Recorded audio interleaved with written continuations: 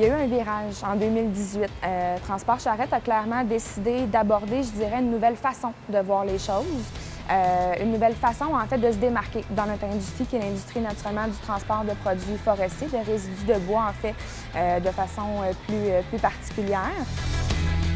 On a décidé, en fait, d'aborder un côté plus, justement, SST, davantage dirigé vers la protection de nos travailleurs, de nos camionneurs, donc de mettre en place, finalement, un plan vraiment concret pour en arriver à se démarquer. On a été les premiers au niveau du transport de produits forestiers à mettre en place notamment le port du harnais de sécurité.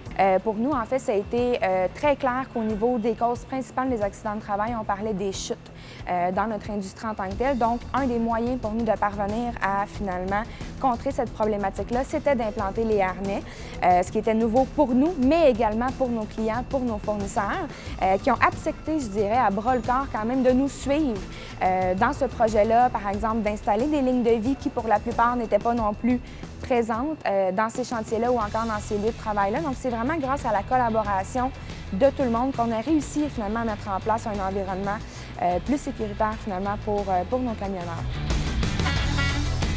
Le risque des chutes, pour nous, est en priorité vraiment dans le plan d'action SST de l'entreprise en tant que telle, notamment, oui, dans le port du harnais, mais également dans la transformation de certaines remorques qu'on a à l'interne, certains mécaniciens qui ont sorti finalement des prototypes de passerelles pouvant permettre finalement aux camionneurs de s'installer sur la passerelle de façon sécuritaire, notamment en ne portant pas les harnais justement pour les clients et les fournisseurs qui n'ont pas les lignes de vie. Donc, on arrive même finalement à prévenir les chutes, même quand le client ou fournisseur maintenant n'a pas nécessairement l'installation en place. Donc, c'est vraiment génial. Pour nous, c'est vraiment l'élément numéro 1, ce qui a amené notamment l'entreprise aussi à embaucher des consultants en prévention en santé et sécurité en 2018, m'embaucher également moi en 2018 pour justement aider l'entreprise à progresser, à aller encore plus loin finalement dans l'avancement au niveau de la santé et sécurité. Le slogan, en fait, de l'entreprise, c'est la route à suivre. Donc, je dirais que ça transpire, entre guillemets, dans toutes les actions de l'entreprise, dont notamment au niveau de la santé et sécurité. Donc, on souhaite être, en quelque sorte, des pionniers. Les travailleurs sont très conscients, effectivement, que les chutes sont le danger prioritaire. Je dirais même qu'au sein du comité santé-sécurité, c'est un sujet qui est de retour régulièrement parce qu'au niveau soit des passés proches ou des accidents, la plupart de nos incidents ou nos accidents sont finalement des chutes. Donc, on a tout avantage à sortir finalement continuellement des nouvelles idées.